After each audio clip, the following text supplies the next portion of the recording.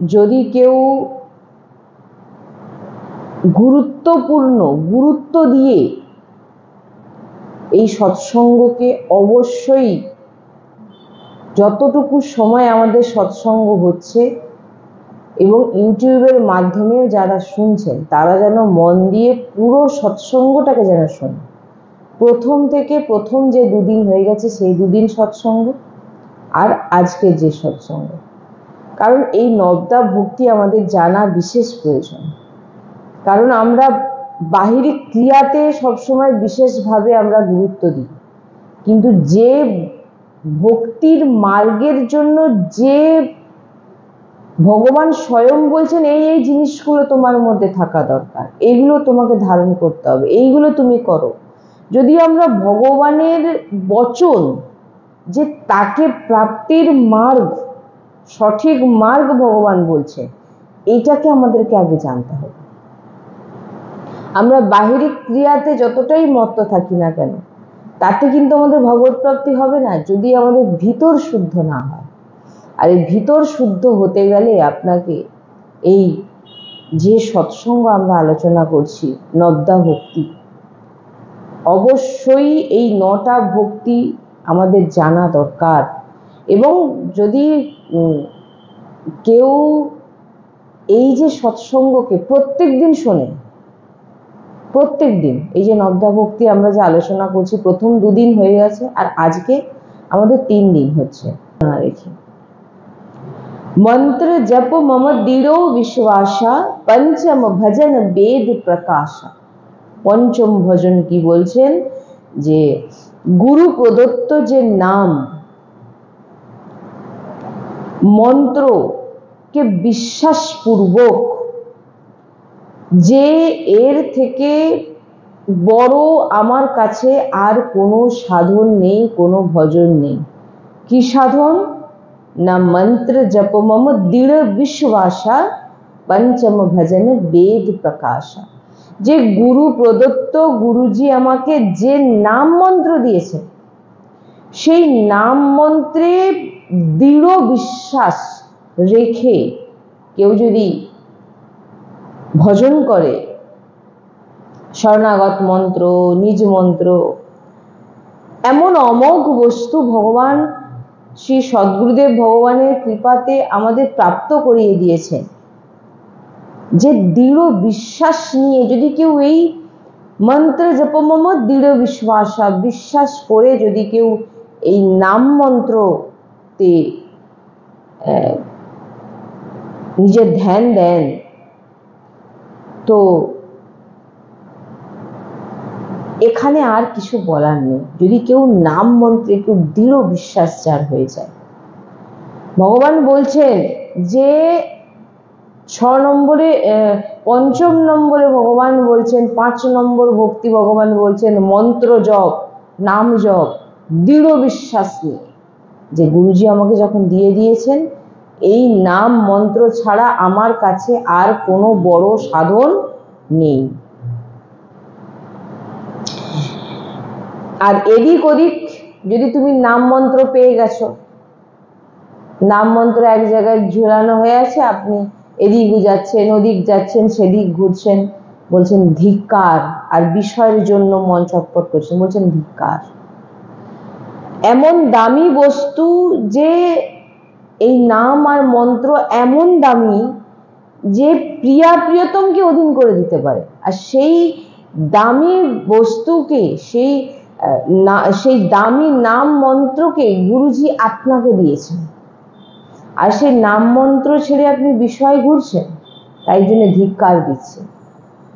আর বলছেন যে এমন দামি যে নাম মন্ত্র গুরু আপনাকে দিয়েছে, যে নাম মন্ত্র প্রিয়তমকে অধীন করে নিতে পারে, আর তুমি সেটা পেয়ে গেছো।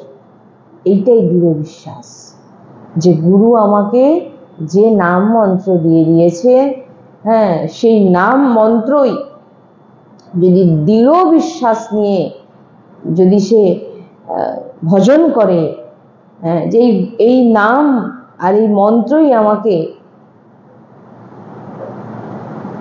ভগবানকে প্রিয়তমকে অধীন করে দিতে পারে যে নাম মন্ত্র, সেই নাম মন্ত্র আমি পেয়ে গেছি, গুরুজি আমাকে দিয়েছে, দৃঢ় বিশ্বাস।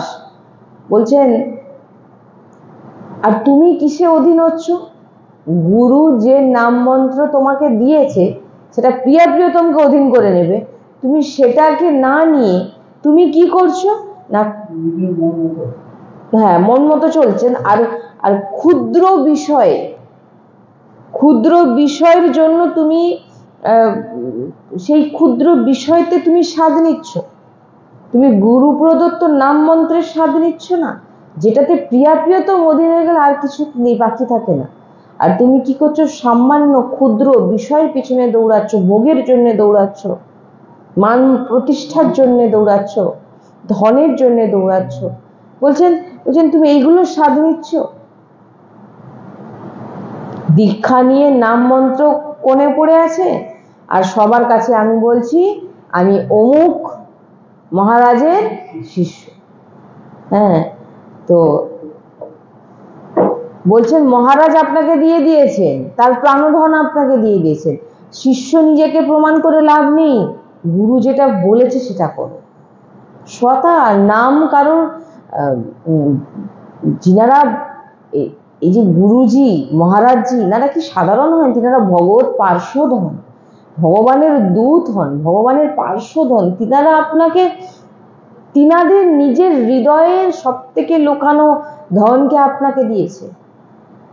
তো আপনি সেই নাম মন্ত্রে বিশ্বাস না রেখে নিজের মান মর্যাদা অর্থ, আমি অমুক মহারাজের শিষ্য, আমাকে 5 জন প্রণাম করুন, যদি এমন ভাবনা রেখে থাকে, বলছেন ধিক্কার এমনকি। তুমি প্রিয়তমকে অধীন করে দেওয়া যে নাম মন্ত্র, গুরুর প্রাপ্তি, গুরুর প্রদত্ত আপনি পেয়ে গেছেন, আপনার জীবন সার্থক, যার কিছু আমাদের প্রাপ্তি নেই। এই নাম মন্ত্রের সব কাজ হয়ে যাবে যদি কেউ নাম মন্ত্র দৃঢ় বিশ্বাস করে যদি জপ করে। ওই জন্য আমি প্রথমে বললাম এই 9টি ভক্তি যে আলোচনা হচ্ছে, যদি কেউ প্রত্যেক দিন নিষ্ঠা সহকারে যে আমি এটা শুনবে, চালে ফোনে হোক আর যে কোনো গ্রন্থে হোক, যে মহাপুরুষদের যে বাণী যদি আমরা পড়ি, মানে পড়ার হয়তো সময় নাও থাকতে পারে অনেকে, তো আমরা সৎসঙ্গ চালিয়ে দিয়েও বিভিন্ন কাজ করতে করতেও সৎসঙ্গ শুনতে পারি। যে কত গুরুত্বপূর্ণ বিষয়, যে এটা মানে আজকে এই যে কদিনের সৎসঙ্গ যদি কেউ গুরুত্ব দিয়ে শোনে, সে আসল ভক্তির রাস্তা, আসল ভক্তির মার্গ সে জানতে পারবে। পঞ্চম ভজন সো বেদ প্রকাশা, এমন ভজন বলছেন, একে বলছেন 5 নম্বর যে ভজন হচ্ছে নাম মন্ত্রে বিশেষভাবে দৃঢ় বিশ্বাস করা। ছটদম শীল বিরতি বাহু নিরত কর্ম নিরন তারা সজ্জা না ধর্মা। বলছেন 6টি ভক্তি হচ্ছে ব্যক্তির যে স্বরূপ ইন্দ্রিয় দমন। 6 নম্বর 6টি ভক্তি বলছেন, 6 নম্বর ভক্তি হচ্ছে ইন্দ্রিয় দমন। এই হচ্ছে বোঝার বিষয়, ইন্দ্রিয়কে দমন করা। ইন্দ্রিয় যেমন চাইছে, দেখছি, শুনছি, ভোগ করছি, খাচ্ছি, মনমানি আচরণ, যদি আপনি নিজের ইন্দ্রিয়ের ইচ্ছে মতো চলেন, ইন্দ্রিয়কে যদি দমন না করতে পারেন, তাহলেও কিন্তু আপনি ভগবত প্রাপ্তি আর যে মার্গ ভগবান আমাদের দেখাচ্ছেন সে মার্গে আমরা এগোতে পারবো না। ভগবান স্বয়ং সাবরি মাইয়াকে বলছেন যে নিজের ইন্দ্রিয়ের অনুযায়ী চলা, যেমন মনে হচ্ছে দেখছি, যেটা মনে হচ্ছে খাচ্ছি, যেটা মনে হচ্ছে ভোগ করছি, শুনছি, মনমানি আচরণ, বলছেন তুমি ভজনে কখনো এগোতে পারবে না। বলছেন মনকে আগে শান্তি করি, বলে না লোক, মনকে আগে শান্তি করি। তাহলে 6 নম্বর ভক্তি হচ্ছে ইন্দ্রিয়কে দমন করা। এটাও এত সোজা জিনিস নয়।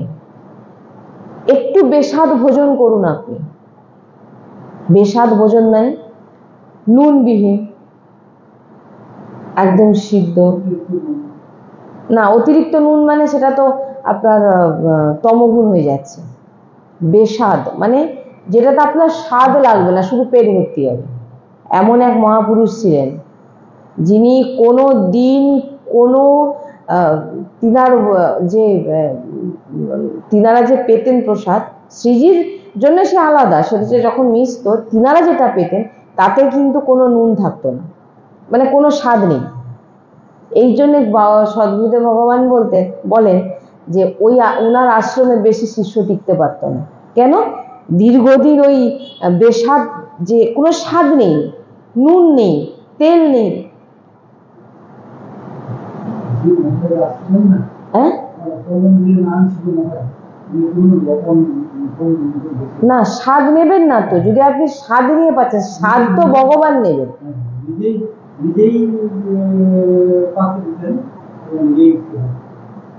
হ্যাঁ, ওই রকমই তো হয়। বৃন্দাবনের এক সন্ত গুরুজি বলেন যে তিনি যতদিন ভজন করেছেন কোনোদিন নুন দিয়ে কোনো ভোজন তিনি করেন। যত বেস্বাদ ভোজন যেটা বলে, আপনি যত কিছু সবজিতে দিয়ে দিন, যদি তাতে নুন না থাকে সে কি হবে? তো বলছেন যে আপনি বেস্বাদ ভোজন করে দেখুন, স্বাদ নেই এমন, যেটাতে আপনার দেহ পোষণ হবে, পুষ্ট হবে, কিন্তু আপনার জিহ্বায় স্বাদ দেওয়া যাবে না। বলছেন যদি আপনি এমন ভোজন করতে পারেন আপনার ভোজন বেড়ে যাবে। কি বললাম? যদি আপনি এমন ভোজন করতে পারেন তাহলে ভোজন বেড়ে যাবে। ওই জন্য বারবার আমি একটা কথা সবসময় আমি এটা বলে থাকি, কারণ আমি এটা অনুভব করা, আমার যতটুকু আমি অনুভব করেছি, বিশাল অনুভবই নয় তবুও, যে ভক্তি সাধারণ জিনিস নয়। আমি বারবার একটা কথা বলি যে ভক্তি অনেক সাধন ভজন, যেটা বলে সাধন ভজন কাকে বলেই আমরা জানি না, আর নিজেকে ভেবে বসি ভক্ত। ভক্তি সাধারণ জিনিস নয়, আর যাকে আপনি, যে ভক্তকে আপনি দর্শন করছেন তিনি সাধারণ ব্যক্তি নন। তাই বলছেন যে বেস্বাদ ভোজন আপনি করে দেখুন, ভজন আপনার বেড়ে যাবে। জিহ্বাকে রাধা নামে ডুবাচ্ছেন না কেন? জিহ্বাকে রাধা নামের স্বাদ দিন, স্বাদ। আর আপনি কি স্বাদ দিচ্ছেন? জিহ্বা যেটা চাইছে। ইন্দ্রিয়কে আপনি দমন করতে পারছেন না। আজ এটা খাবো, কাল আপনি বলুন, আপনার ইচ্ছে কি শেষ হচ্ছে? দিনের পর দিন যে আপনার ইন্দ্রিয়ের ইচ্ছা, কিন্তু যে কিভাবে আমি এই ইন্দ্রিয়ের ইচ্ছাকে আমি বন্ধ করব, দমন করব, যে আর ইচ্ছা পূরণ করে করে আমি আর হেরে গেছি। কপিল ভগবানের কাছে বলছে, হ্যাঁ, যে কি করে আমি নিজের এই ইন্দ্রিয়র যে ইচ্ছাকে, জিহ্বা বিগড়ে যাচ্ছে, অন্য পদার্থ আপনি দিতেই আছেন জিহ্বায়, আজ এটা কাল ওটা, স্বাদ নিচ্ছেন। দেখুন, যদি না আপনি ধরেন, যদি না যেগুলো বলা হচ্ছে যদি না আপনি মানেন, তাহলে আপনি জেনে নেবেন যে আপনি কিন্তু কখনোই যে মার্গের কথা, প্রাপ্তির কথা বলা হচ্ছে সেটা কিন্তু আপনি প্রাপ্তি করতে পারবেন না। ওই জন্য বলে না, আহারে আগে নিজেকে কন্ট্রোল করো। বেশিরভাগ আপনারা যে যত সাধু মহাত্মাদের আছেন তিনাদের দেখবেন, তিনারা কিন্তু আহারে গুরুত্ব দেন না। যতটা দেহ পোষণের জন্য প্রয়োজন ততটাই। কারণ আমরা নিজেরাও তো দেখেছি যে একবার সারাদিনে হয়তো একবারও ভোজন, সারাদিনে যে কোনো টাইম একবারই ভোজন করবে, এমন সন্ত দেখেছি। আর গুরুজিদের যদি দেখেন সারাদিনে দুবার থেকে 3বার হয় না। যত আপনি জিহ্বার আহার বাড়াবেন, মানে জিহ্বাকে বিভিন্ন রকম পদার্থ দেবেন নতুন নতুন তার ইচ্ছা অনুযায়ী, আপনাকে সে কিন্তু ভজন করতে দেবেন না। কারণ জিহ্বা কিসের স্বাদ নিচ্ছে? ভোজনের স্বাদ নিচ্ছে, ভজনের নয়। ভোজনের স্বাদ নিচ্ছে, ভজনের নয়, রাধা নামের নয়। তাই জন্য বলছেন যে আপনি কিছুদিন আহারকে বেসাদ করে দিন। আপনি একবার যতক্ষণ না আমি ভোজন করব, আমি আজ থেকে ধরুন আপনি আপনার যে স্বাদ বলছেন, বলছেন মহাপুরুষগণ বলছেন নিজের আহারকে বেসাদ করুন, মানে নিজের আহারে কোনো টেস্ট না রাখুন, খালি উদর পেট ভর্তির জন্য। দেখুন ভজন আপনার শুরু হয়ে যাবে। কারণ ওই জিহ্বা তখন একটা স্বাদ খুঁজবে, সেই স্বাদটাতে আপনাকে নামকে ঢুকিয়ে দিতে হবে। সেই স্বাদটা আপনার কিসে দেবেন? আপনি নাম। তখন জিহ্বার নামের স্বাদ পেয়ে যাবে। মানবো না, মন মানি আচরণ করব, যেখানে সেখানে দাঁড়িয়ে খাবো, যা ইচ্ছা যেটা মন চাইবে, ফুর্তির জন্য ইচ্ছা খুশি চলবো। বলছেন সামনে মৃত্যু দাঁড়িয়ে আছে, এটাও ভেবে নাও। সামনে যে মৃত্যু দাঁড়িয়ে আছে এটাও তুমি ভেবে নাও। মন মানি আচরণ করছো, ইচ্ছা যা যেটা পারছো সেটা করছো, করে যাও, সামনে কিন্তু দাঁড়িয়ে আছে মৃত্যু। যখন পাপের ফল আসবে, বলছেন কোনো ব্যক্তি সঙ্গ আপনার দেবে না, আপনাকে সেই পাপের ফল ভোগ করতে হবে। তাই শুধরে যান। এই পাপ থেকে যদি আপনাকে কেউ বাঁচাতে পারে, এই গুরু প্রদত্ত নাম আর মন্ত্র। তাই বলছেন যে সবার কাছে প্রার্থনা যে সৎসঙ্গ শুনুন, এই সৎসঙ্গ শুনুন। এই সৎসঙ্গই আপনাকে ভগবত প্রাপ্তি করে দেবে যদি আপনি জীবনে এই 9টার মধ্যে যে কোনো একটি যদি আপনি জীবনে ধারণ করে নেন। একটি শুধু নয়, 9টাই বলা হচ্ছে, তার মধ্যে যদি কেউ একটা দৃঢ়ভাবে পালন করে। ইন্দ্রিয়কে দমন করা 6 নম্বর ভক্তি। শাস্ত্র সম্মত ভোগ, শাস্ত্র সম্মত ভোগ করো। আটকান আপনার মনকে। এই জন্য ভজন মানে মনকে মারা। আটকাতে পারবেন মনকে। স্বয়ং অর্জুন ভগবানের সামনে দাঁড়িয়ে বলছেন আমি আমার মনকে সামলাতে পারছি না, মনকে কন্ট্রোল করা খুব কষ্টকর। তো আপনি ভাবুন আমরা কি করে মনকে কন্ট্রোল করব।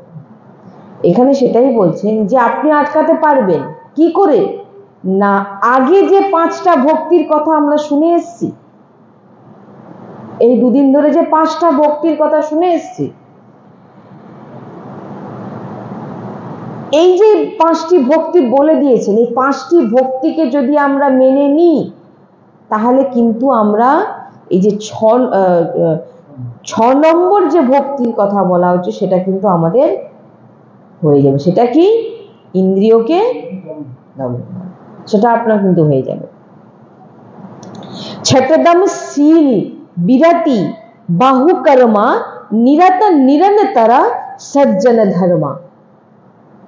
বলছেন আগের যে 5টা ভক্তি আমরা শুনেছি, ওই 5টা ভক্তি কেউ যদি ধারণ করে নেয়, সে কিন্তু এই ইন্দ্রিয় যে 6টি ভক্তির কথা বলছেন, 6 নম্বর ভক্তির কথা বলছেন, ছঠদম,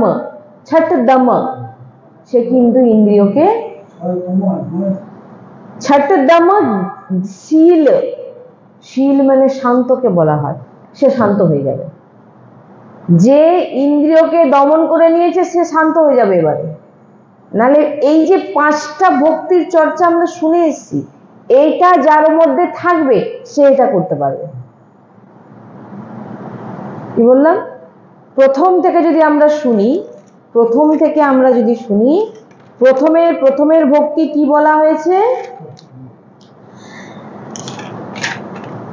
প্রথমা ভক্তি সন্তন করি সঙ্গা। পাঁচটা যে ভক্তির কথা আগে বলা হয়েছে, আমরা যে চর্চা করেছি, প্রথম হচ্ছে সন্ত সঙ্গ,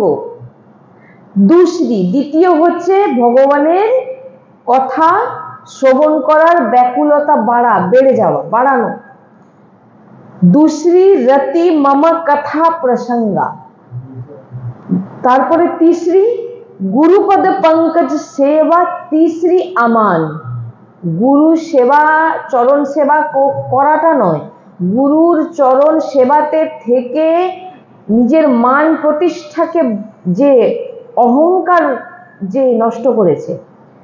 গুরু সেবা করতে দিয়েছেন আপনাকে, কিন্তু গুরু সেবা করে আপনার ভিতরে যদি অহংকার থাকে, আমি তো, ওরা তো বাইরের, আমি ভিতরের, আমি গুরুর অঙ্গ সেবা করি, বলছেন এইটা আর থাকবে না। তাই এখানে বলছেন গুরুপদ পঙ্কজ সেবা तीसरी আমান, 3 নম্বর ভক্তি হচ্ছে যে অহংকার, গুরু চরণের সেবা করে অহংকার না রাখা।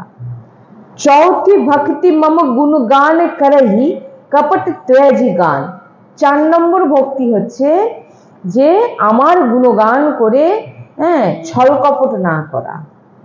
ছল কপট সেটা আমরা বিস্তারিত আলোচনা করেছি। এরপরে পঞ্চম হচ্ছে মন্ত্র জপ মম দৃঢ় বিশ্বাস, পঞ্চম ভক্তি হচ্ছে এইগুলো যদি কেউ করে নেয় তবেই সে, বলছেন এখানে ছটদম শীল বিরতি বাহুকর্মা নিরতা নিরন্তর সজ্জন ধর্মা, সে তবেই কিন্তু এই ছটি ভক্তি যেটা বলা হচ্ছে 6 নম্বর, সেটা কিন্তু করতে পারবে, আগের এই 5 নম্বর যদিও মেনে নেয়।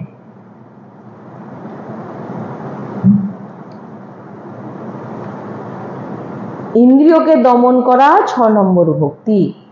তাই নাম মন্ত্রে মহা বল আছে, এই নাম মন্ত্র আপনাকে সবকিছু করিয়ে দেবে যদি আপনার জপ থাকে, ভজন থাকে।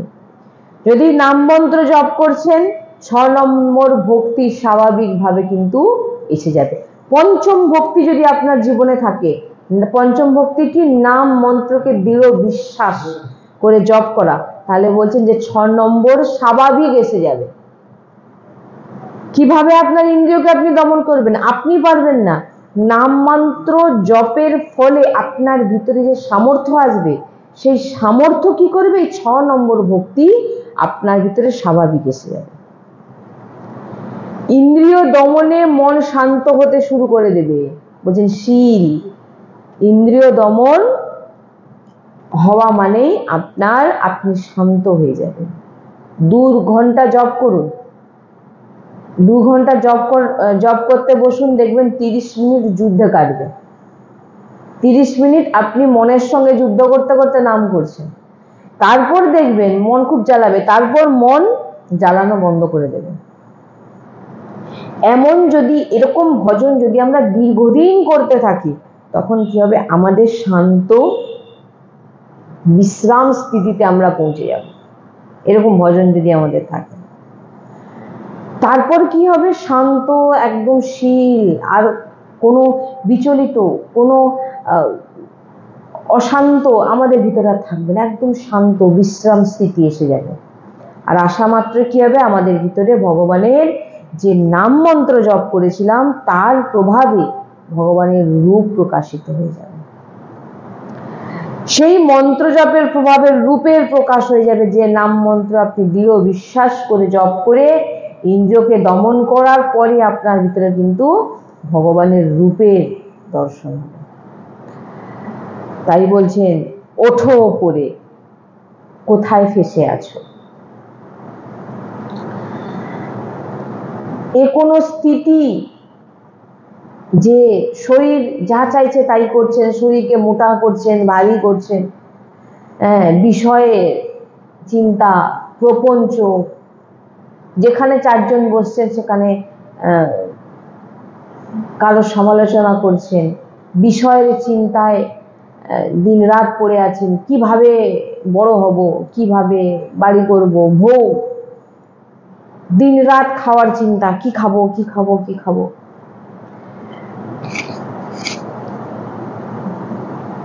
যে এটা কি কোনো স্থিতি? এটা কোনো স্থিতি? ভেবে দেন। যাকে মোটা করছেন তাকে এমনি জ্বালিয়ে দেবে। যে ভোগের জন্য আপনার জীবন ব্যর্থ করছেন, সে ভোগও কিন্তু আপনি নিয়ে যেতে পারবেন।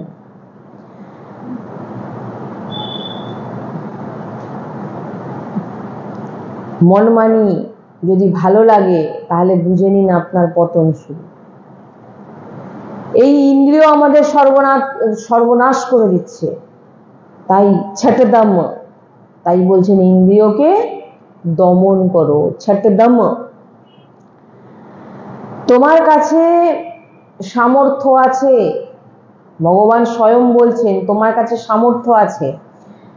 সৎসঙ্গ কি সামর্থ্য, আপনার কাছে কি পাওয়ার আছে যে ইন্দ্রিয়কে আপনি দমন করতে পারবেন?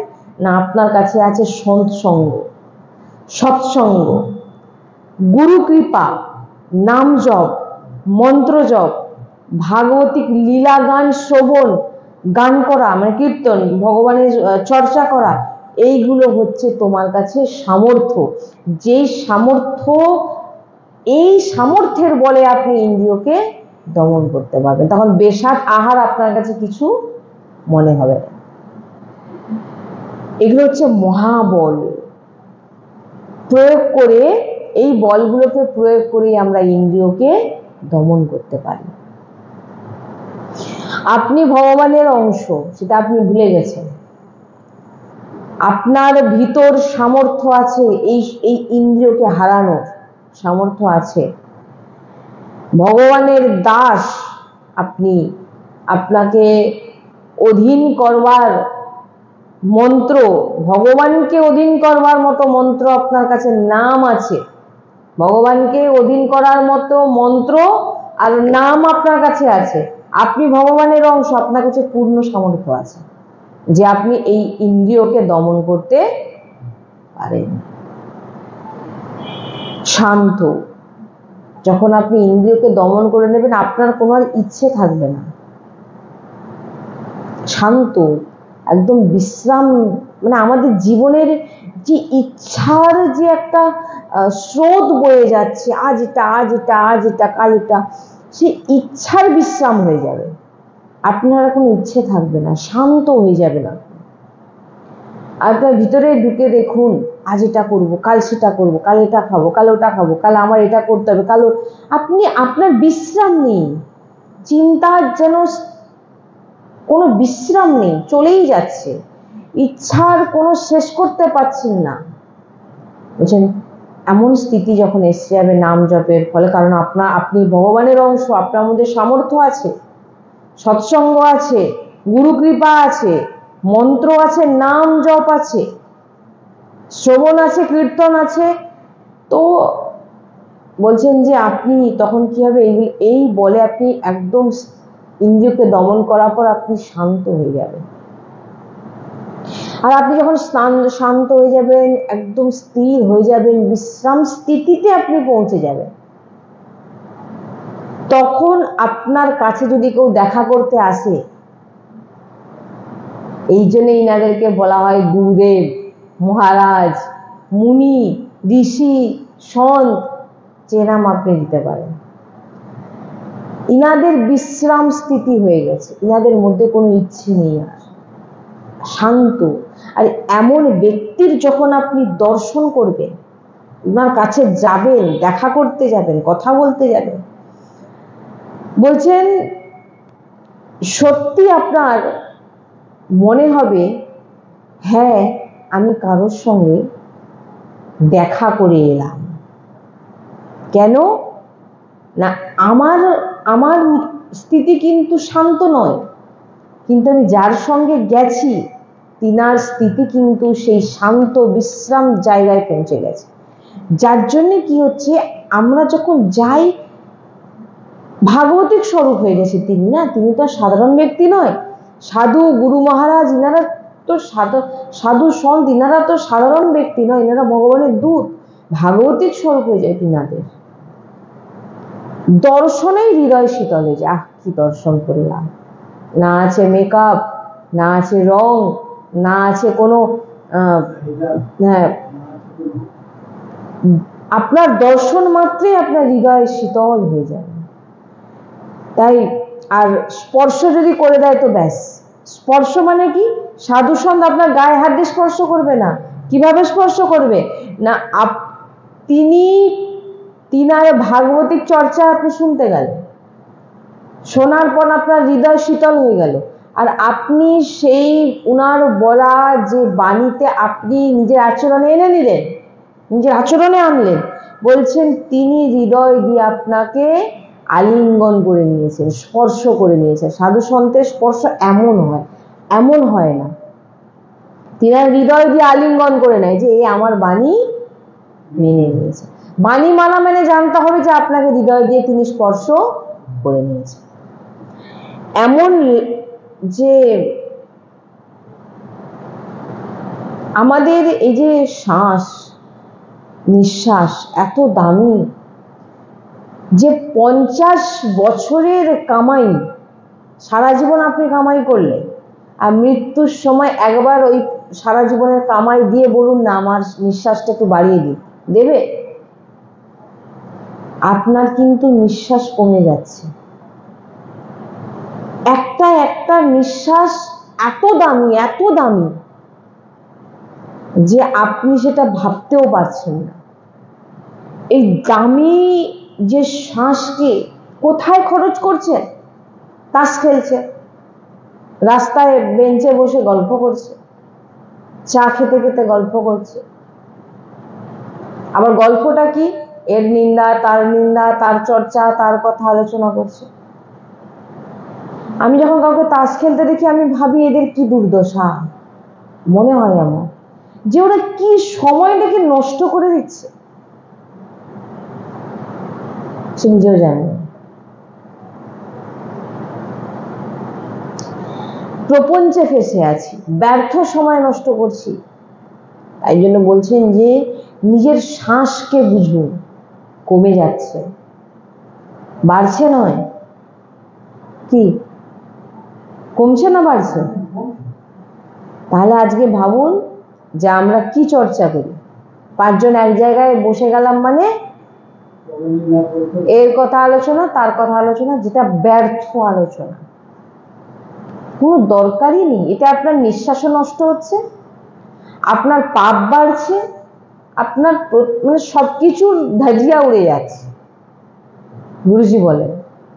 তাই জন্য বলছেন যে ইন্দ্রিয়কে দমন করতে হবে, আর দমন করতে গেলে আপনাকে এই যে 5টি যে আমরা আলোচনা সেগুলোকে মেনে নিতে হবে। ইন্দ্রিয় দমন যতক্ষণ না হচ্ছে আপনি কিন্তু যে ভাগবতিক এই যে প্রপঞ্চ করছেন, প্রপঞ্চ কোথা থেকে হচ্ছে? কে করছে? জিহ্বা। দেখুন জীব দিয়ে করছেন না? হ্যাঁ, জিহ্বা, মন, সবকিছুকে একেবারে। এবারে আপনাকে কি করতে হবে? ইন্দ্রিয়কে দমন মানে মেন দমন আপনাকে আপনার মনকে করতে হবে। মনকে যদি দমন করে নেন, মনকে যদি বশে করে নেন, সে বশ করবেন কি করে? নাম জপ, মন্ত্র জপ, সাধু সন্ত সঙ্গ, গুরু কৃপা, ভাগবতীর চর্চা শ্রবণ, এইগুলোতেই আপনার মন কন্ট্রোল হবে। মন কন্ট্রোল হওয়া মানে ইন্দ্রিয় আপনার কন্ট্রোল হয়ে যাবে।